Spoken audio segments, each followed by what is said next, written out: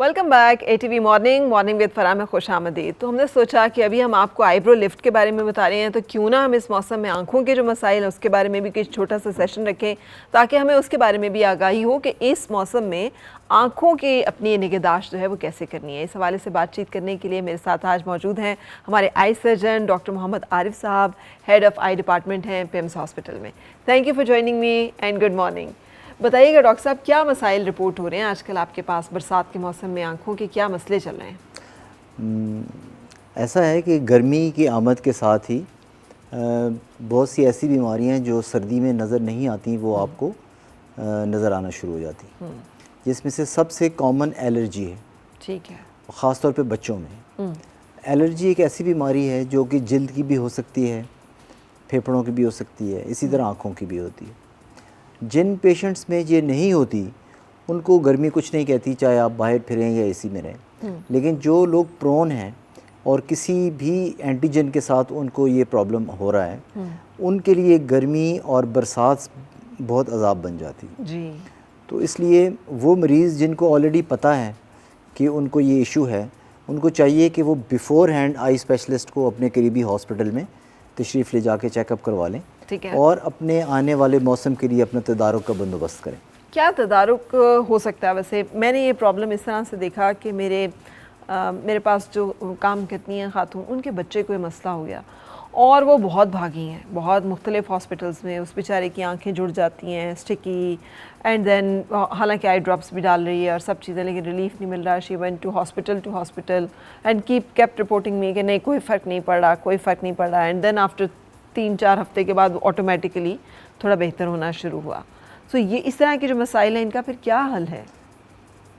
Madam ऐसा है कि जैसे अगर कोई एथलेटिक्स की बात करते हुए, अगर किसी ने 400 मीटर्स की रेस दौड़नी है, उसको अगर पहले से पता हो कि मैं यहाँ से भागूंगा और मैंने यहाँ फिनिश करना है, तो वो अपनी पेस उसी हिसाब से रखेगा। बिल्कुल। अगर आप उसको बताएंगे नहीं तो वो आधे में वो रुक जाएगा, वो कहेगा ये ख़त्म ही नहीं हो रहा। एलर्जी भी ऐसे ही है। ठीक है। जिन बच्चों में एलर्जी होती है उनको ये बताना ज़रूरी है कि ये जो मर्ज़ है ये ऐसे ठीक नहीं होगा। It will take time, sometimes it may take years to settle. Yes, छोटे बच्चों में गाहे बगाहे ये होता है, फिर ठीक हो जाता है, फिर हो जाता है, फिर ठीक हो जाता है। और पेरेंट्स कभी एक हॉस्पिटल में जाएंगे, कभी दूसरे में, कभी तीसरे में, और आखिर में मायूस होकर बैठ जाते हैं कि जी हमारा बच्चा ठीक नहीं हो रहा। बेसिकली उनको ये बताना ज़रूरी है कि ये मर्ज़ चलता रहेगा, कभी ऊपर कभी नीचे, कभी ऊपर कभी नीचे। ठीक है। तो इसको कॉन्स्टेंटली ट्रीट करने की ज़रूरत है। और उसमें क्या करें फिर? जो आप एक दफ़ा लिख दें उन्हें मेडिसिन, हर दफ़ा वो जब दोबारा से उसका जैसे कहने से फ्लेयर हो तो वही वाला लेने? नहीं, ऐसा नहीं, ऐसा नहीं। देखें, जो डॉक्टर्स के पास मेडिसिन है वो बहुत तेज़ दवाइयाँ, जिनको कॉर्टिकोस्टेरॉइड्स भी कहते हैं, ठीक है, और कुछ हल्की दवाइयाँ होती हैं जो कि रूटीन के इस्तेमाल की होती हैं। ठीक है। अब बहुत तेज़ दवाइयाँ हम ज़्यादा अरसा नहीं दे सकते। सही। क्यों? कि उनके अपने साइड इफ़ेक्ट्स हैं जो कि आंखों पे बुरे असरात फिर डालेंगे। ठीक है। इसलिए कंडीशन के मुताबिक जो उस वक्त चल रही हो, डॉक्टर आपको कुछ अरसे के लिए लाइक 6 वीक्स 8 वीक्स के लिए दवाई देगा और साथ फिर बताएगा कि इसको फॉलो अप करें। फॉलो अप विजिट में वो देखेगा कि मेरी दवाई से इसका क्या इफेक्ट हुआ बच्चे के ऊपर। ठीक है। और फिर उसको मेंटेनेंस डोज दे देगा। राइट। तो इसमें ये रूल नंबर 1 कि आप इस चीज़ को समझ लें कि ये बीमारी जल्दी ठीक नहीं होगी और हमें लंबा चलना है इसके साथ। ठीक है। रूल नंबर 2, अपने डॉक्टर को तब्दील मत करें, क्योंकि वो ऑलरेडी उस बच्चे को देख रहा है और उसको पता है कि 6 महीने पहले क्या था, अब क्या है। तो ये, लेकिन इस बात को भी आपको यकीन होना चाहिए कि जब ये बच्चे थोड़े बलूगत के करीब पहुंचते हैं, ये खुद ब खुद ठीक होना शुरू हो जाते हैं। ठीक है। एक बात। दूसरी बात, मौसम की तब्दीली और जगह की तब्दीली से भी बड़ा फ़र्क पड़ जाता है इन चीज़ों में। तो बस पेरेंट्स को काउंसल करने की ज़रूरत है। ये तो बच्चों में है और बड़ों में भी ये चीज़ें उसी तरह ही हैं। ठीक है। इतनी सिवियर शायद ना हो, लेकिन बड़े चूँकि वर्किंग कर रहे होते हैं तो उनके काम में प्रॉब्लम आ सकता है। स्पेशली ऐसे प्रोफेशंस लाइक ड्राइवर्स हैं, तो वो गाड़ी चला रहा है, उसको अगर कॉन्स्टेंटली टीयरिंग हो रही है तो ये बड़ा ख़तरनाक है जी। और उसके अपने लिए भी और सवारियों के लिए। हाँ, तो ये, हाँ जी, ये देखना चाहिए। दूसरा, जिन लोगों के ऑपरेशन हो चुके हैं आँखों के किसी भी हवाले से, उनमें इस बरसात के मौसम में अक्सर अनकंफर्टेबल लोग हो जाते हैं क्योंकि नमी का तनासुब ज़्यादा हो जाता है और आँखें चूँकि हसास हिस्सा हैं जिस्म का, तो कभी कभी ये रिएक्ट करना शुरू कर देती। ठीक है। तो दो चीज़ें ज़रूरी हैं, एक कि सेल्फ़ मेडिकेशन आँखों के मामले में कभी नहीं करनी चाहिए। सही। क्योंकि बहुत सी चीज़ें ऐसी हैं जो डॉक्टर जानता है और मरीज़ को पता नहीं। कुछ ऐसी दवाइयाँ हैं कि जो आप इस्तेमाल करें तो आप 1 घंटे में ठीक हो जाएंगे। तो वो तालियां बजाएगा पेशेंट की, वाह वाह ज़बरदस्त डॉक्टर है, लेकिन उसको हम अगर ज़्यादा अरसा दें तो वो आँखों के प्रेशर को बढ़ा देती। ठीक है। आँखों की काली पुतली को पतला कर देती। ठीक है। और उससे नाबीनापन हो सकता है जी, फ्यूचर में इसको अल्टीमेटली काला मोतिया हो सकता है। जी। मैंने एक ऐसी बच्ची देखी जो कि कहीं रिमोट एरिया में रहती थी और उनको किसी डॉक्टर साहब ने एक कतरा दिया जिससे वो बहुत खुश हुए और उन्होंने उसको डालना शुरू कर दिया। जी। अब और सारा साल डालते रहे? मैडम 5 साल। अच्छा। जब भी इशू आता था वो दवाई 40-50 रुपए की मिल जाती थी, आँख में डाली, पेशेंट ठीक हो गया। अब जब वो उसको हमारे पास पहुँची वो टर्शरी केयर हॉस्पिटल में, तो उसको एडवांस लेवल का काला मोतिया हो चुका था और उसकी आधी बीनाई परमानेंटली जा चुकी थी। ओहो। तो फिर हमें सर्जरी करनी पड़ी। ठीक है। ऑपरेशन की तरफ। तो ये खुद से दवाइयाँ ना लें। ठीक है। और अपने करीबी डॉक्टर्स जो भी आपके करीब आई स्पेशलिस्ट हैं उसके पास तशरीफ़ ले जाएं और उसकी हदायत पे अमल करें।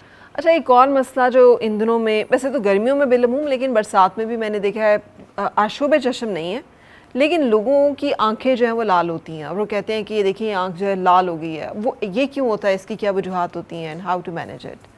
आप जिस तरफ इशारा कर रही हैं वो एक छोटा सा एक झिल्ली आँख के आगे आ जाती है। इसको इंग्लिश में हम टेरिजियम कहते हैं। ठीक है। और उर्दू में हम उसको नाखूना कहते हैं। अच्छा। ये अमूमन उन लोगों में होता है जो आउटडोर्स ज़्यादा जाते हैं या गर्म और मरतूब इलाकों में रहते हैं। ठीक है। या उनकी ट्रैवलिंग ज़्यादा है और सन एक्सपोजर के साथ। ये वो अवामिल हैं कि जो इसको बनाते हैं। ठीक है। और जब ये एक दफ़ा बन जाए तो फिर ये आहिस्ता आहिस्ता आगे की तरफ क्रीप करना शुरू करता है। इस मौसम में अमूमन ये अनकंफर्टेबल हो जाता है। क्यों कि एसी का इस्तेमाल ज़्यादा है। एसी बहुत अच्छी चीज़ है, हमारे जिस्म को ठंडक देता है, लेकिन उसके साथ साथ ये मॉइस्चर सक कर लेता है। तो इन्वायरमेंट को ये ड्राई करेगा। तो जब इन्वायरमेंट ड्राई हो जाता है तो उसके साथ ये नाखूने वाले पेशेंट जो हैं ये थोड़े अनईज़ी होना शुरू हो जाते हैं। तो नाखूने का ये है कि इनको आप ऑब्ज़र्व करते रहें। आजकल तो मोबाइल में हर किसी के पास कैमरा है, इसकी एक पिक्चर ले लें और अगर डॉक्टर के पास रसाई मुमकिन नहीं या आपको जाने में दिक्कत है तो आप उसको ख़ुद ऑब्ज़र्व कर लें कि 6 महीने पहले इधर था, अब ये किधर है। ठीक है। लेकिन इस बात का ख्याल रहे कि ये आँख के आगे ना आ जाए। ठीक है। क्यों, अगर एक दफ़ा ये आगे आ गया तो फिर ये बहुत कॉम्प्लिकेशन पैदा तो क्या ये स्लो प्रोग्रेशन, आहिस्ता आहिस्ता ये बढ़ता है? जी, और बाज़ औक़ात ये हो सकता है कि खुद ही ख़त्म भी हो जाए या नहीं, ये वहीं पे रहता है? ये ख़त्म तो नहीं होता, लेकिन ये स्टेशनरी हो जाता है, रुक जाता है। जी, ठीक है। लेकिन इसको अगर एक लेवल से ज़्यादा हो तो फिर इसको सर्जरी करवाना बहुत ज़रूरी है। क्योंकि अगर इसको नहीं रोका गया तो ये आपके लिए परमानेंट प्रॉब्लम का बायस बन सकता है। बिल्कुल सही। एक और कॉमन प्रॉब्लम जो इस मौसम में ख़ास तौर पे हो रहा है वो आंखों में, एक तो वही एलर्जी है शायद, इचिंग, एंड देन वाइट आंखों के अंदर मड जो है उसका एक्यूमुलेशन। इसकी क्या रीजंस होती हैं? मैडम ये अमूमन ड्राई आइज़ के पेशेंट में होता है। राइट। तो जैसे मैंने आपको बताया कि जो खुश्क आँख है वो जितना गर्म मौसम होगा, आंसू हमारे जो बन रहे हैं, इसकी कॉज आपको बता देता हूँ। जो ड्राई आइज़ है बेसिकली वो तब होती है कि जब आपके आंसू कम बन रहे हैं। ठीक है। अल्लाह ने ऐसा सिस्टम बनाया है कि जितने आंसू बनते हैं उतने ही ड्रेन हो जाते हैं। ठीक है। और जो आँख को नमी मेंटेन करनी है वो कुदरत ने ऐसा सिस्टम किया है कि उतने आंसू की एक लेयर छोटी सी जो आपको नज़र नहीं आती, आपकी लिड्स के पीछे एक मेंटेन रहती है। ठीक है। और जब आप ऐसे ब्लिंक करते हैं तो ये उसके ऊपर एक लेयर बनाता है, उसको लुब्रिकेट करता रहता है कॉन्स्टेंटली। ठीक है। ये इंसानों में, जानवरों में, सब में है। ठीक। तो जब मौसम गर्म आए और ख़ास तौर पे बरसात और इस तरह की गर्मी जो पिछले दिनों लेट 40s में मौसम चला गया था, उसमें आंसू एवापोरेट जल्दी हो जाते हैं। ठीक है। जब एवापोरेट होते हैं तो उसके साथ ड्राई आइज़ वर्सन हो जाती, इसमें फिर वो वाइट से रेशे बनते हैं जो आँखों को इरिटेट करते हैं जी। और तो हल क्या है फिर इसका? इसका मैम हल ये है कि आप लुब्रिकेशन ज़्यादा करें। और लुब्रिकेशन क्या, सिंपल वज़ू, आंखों को वॉश करना इनफ है? जी बिल्कुल, वज़ू बहुत ज़बरदस्त चीज़ है और दिन में 5 दफ़ा वज़ू में तो आप आँखों को धोएंगे ही। नॉर्मली भी जब मौका मिले आँखों पे छींटे साफ़ पानी के ठीक है मार सकते हैं और उसके साथ ओवर द काउंटर हमारे पास लुब्रिकेंट्स अवेलेबल हैं। ठीक है। वो ऐसे पेशेंट्स को चाहिए कि अपनी वर्क प्लेस में अपने पास रखें। ठीक। और दिन में 4 दफ़ा 5 दफ़ा 6 दफ़ा हस्बे ज़रूरत जितना यूज़ करेंगे उतना आपको फ़ायदा होगा। ये लुब्रिकेंट्स जो हैं क्या आप उनके फॉर्मूलाज तो नहीं होंगे कोई, ये तो आर्टिफिशियल टीयर टाइप की चीज़ है ना? इसमें 2 किस्म के 3 किस्म के आते हैं। एक तो आर्टिफिशियल टीयर्स हैं जो मुख्तलिफ ब्रांड्स का हम नाम नहीं लेते, लेकिन डिफरेंट नामों से पाकिस्तान के भी हैं और इम्पोर्टेड भी अवेलेबल। जी। दूसरा एक जेल होते हैं। ठीक है। वो जेल आँख में डाले वो ज़्यादा अरसा स्टे करते हैं आँख में बनिस्बत उन आंसुओं के जो कि सिंपल कतरा हो। जी ठीक। और तीसरी चीज़ ऑइंटमेंट्स हैं।